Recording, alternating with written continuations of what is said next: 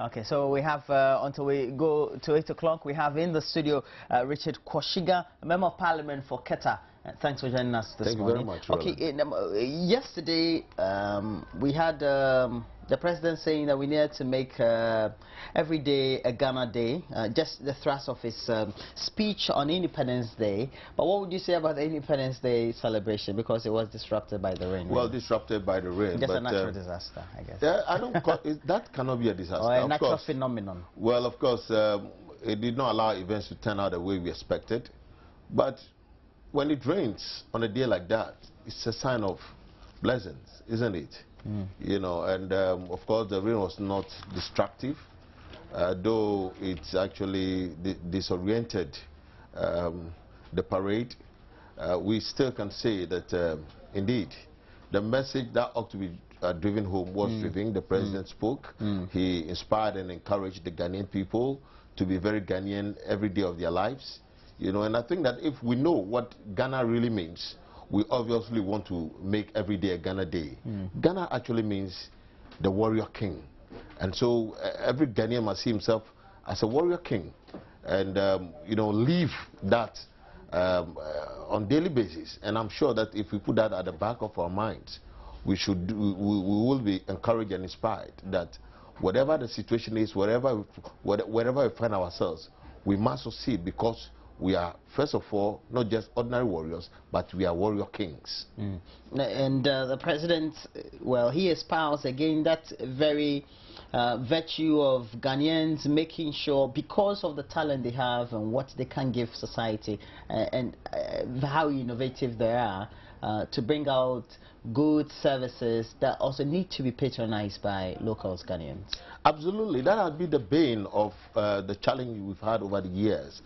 When Ghana, after Ghana was founded, Ghana was founded by Dr. Kwame Nkrumah, you know, and you know, Nkrumah, having become Prime Minister in 1957 to 1960, you know, did all he could within the Commonwealth realm at the time, you know, to get Ghana on its feet, to be self-reliant, you know. And so it was not just a political independence, but the focus was also economic empowerment and independence. And that was the driving force that led to, you know, the establishment of various industries by Kwame Nkrumah.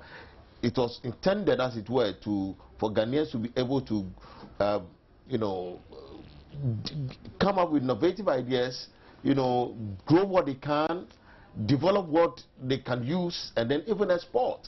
But then along the line, we sort of went into hibernation. You know, despondency set in. We got divided.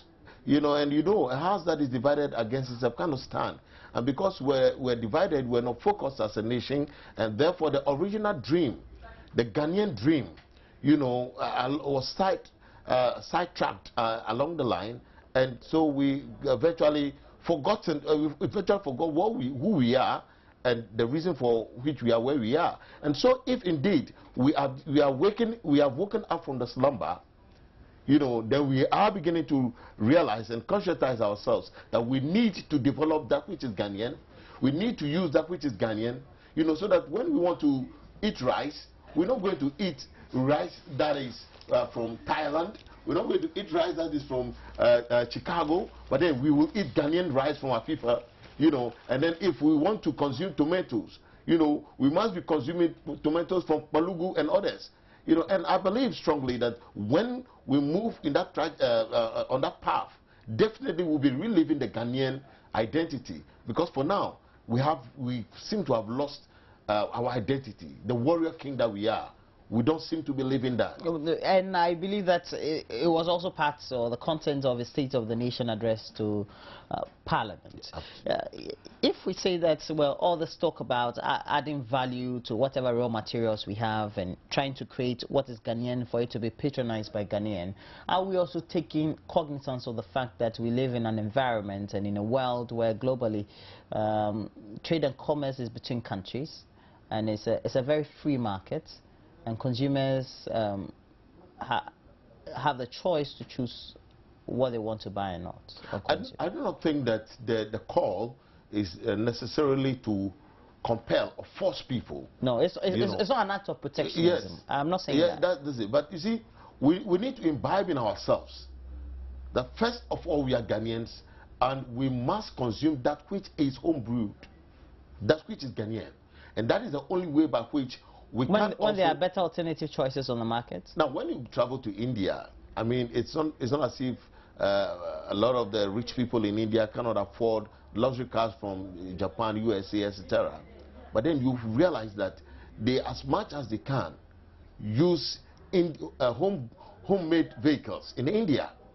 You know, and I think that is where Nkrumah originally had wanted us to get to, where we would have actually, if it's a television set, then we're using television sets that has been either re-engineered or assembled by Professor Apostle Kojo Safo, you know, and if it's an aeroplane, you know, by him.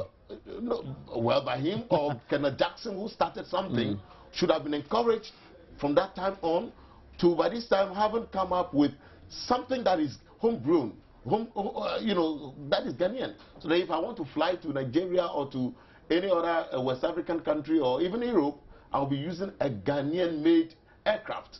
But then we've lost it all, and we are being asked, and we are just waking up from the slumber. You know, we'll just be stung by the bee, like Socrates said in his day and time. You know, but that you need the sting of a gadfly, you know, to wake up from your slumber. You know, and we are waking up from our slumber. President Mahama, after effective reflection on the challenge that we have, you know, the malaise that we're suffering as a nation, you know, is beginning to sting us like the gadfly. You know, to wake up from our slumber. Well, Mr. Koshiga, that would take a comprehensive and a consistent conscientization of the Ghanaian populace. Absolutely, and the media is invited on board, you know, to help conscientize the Ghanaian people, because clearly, as the fourth estate of the realm, it is the media that will be able to drive home these messages that the president is putting across. And again, one thing that is also very key, which has been drummed home in recent times, which President Kufuor also talked about in his message on Independence Day, is the unity. We must see ourselves as one people, you know, with a common destiny. And that is the only way by which we can have, you know, a great and strong nation. And that is the only way by which we can actually achieve those great dreams that we are, you know, talking about today. That is the only way by which the Nkrumah agenda, you know, can be realized. Now, we know that, for example, on the back page of the Daily Graphic, we're being told that work on the first community day senior high school has started in the Volta region, and it's supposed to be 50 across board. Now, all these parts of efforts to make sure that 57 years on, we create the needed human resource for the next generation. And then the current generation we even have, we develop. How do we make sure that we stay put on a national consciousness, which is an agenda that will not be derailed, even if a political party that mooted it is not in power? Yeah, that basically, I think you have in your own expose, you know, addressed that issue. That is the first is we must have a national agenda. That which we intend to do must not be based on any political party's manifesto. The point is, yes, we need to have that. Yes. How do we make sure that when we have it, you, the political elite, don't dissuade or perhaps yeah, I mean sidetrack it? Don't follow through with it because you feel your political party or government in power at the time did not initiate it. Yeah, clearly that was one of the challenges we had from the beginning when Nkrumah was out of power. It's still a challenge that has been unresolved. It's still a challenge, and that is why we are saying that, look, we have gotten to that pinnacle of confusion, and we need to come out of it, you know, whereby any agenda that is of national interest, started by whoever, must be pursued, must be continued by whichever group of people find themselves, you know, in the helm of affairs. And that is the only way by which we can move forward. Other than that, we cannot again be talking today about the Commander Sugar Factory because it was started years ago. You know, other than that, it would not be now that we would have been talking about we, because we would have done a lot more work on we, you know, over the period since Nkrumah's days, you know. So clearly, yes, I think that we must get to that high point where political parties will necessarily not see, you know, coming into office, you know, as a self-seeking interest, but a national cause, a national interest, where whatever program there are must be followed through, you know, to the benefit of the generality of our Ghanaian society, where we will not just come into office to run down a very good program that has been started or initiated by, you know, a predecessor.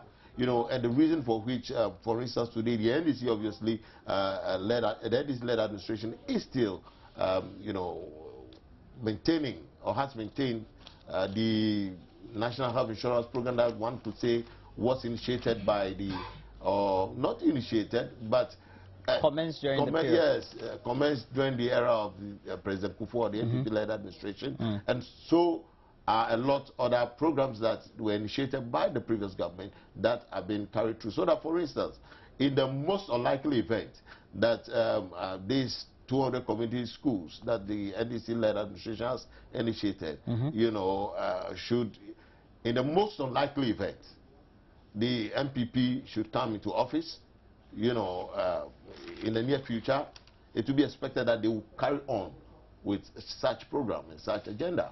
And that is the only way by which Ghana can really grow. Are you saying that you may not be able to complete by 2016? Is that no, I said in the most unlikely event. Ah, okay. In the most unlikely event.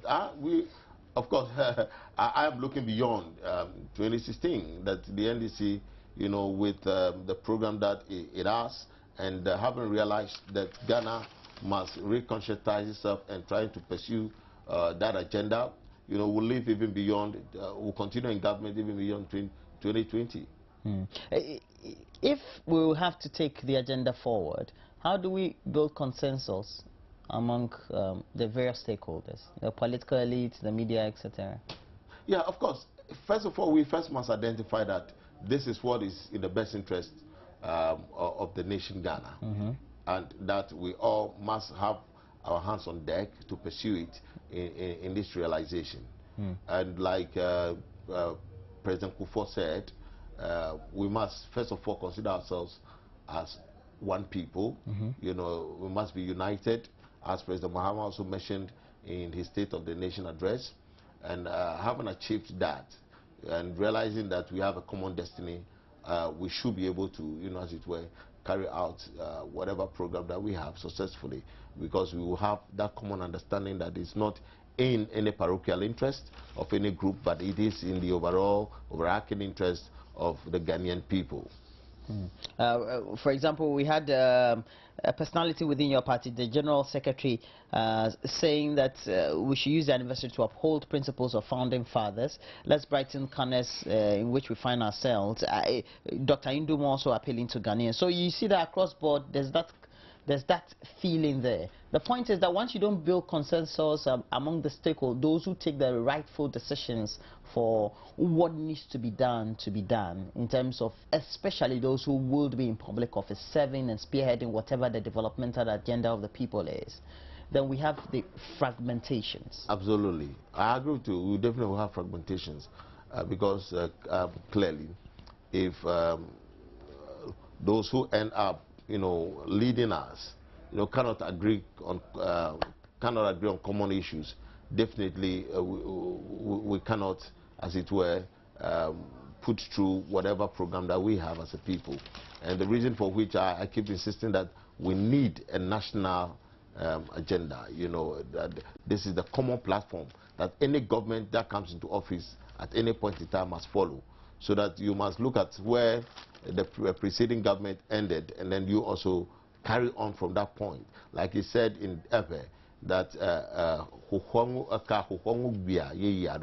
you know, which literally means that the rope, where it ends, is where you tie the new one, you know, from the continuing one from, you know. So clearly, if one government ends his or its term, you know, and then was pursuing a certain program which is a national program, When another government comes, that program must continue. And I think that we all are waking up to that realization that we cannot just come in and introduce something new, you know, and another government comes to change it. We never would get anywhere.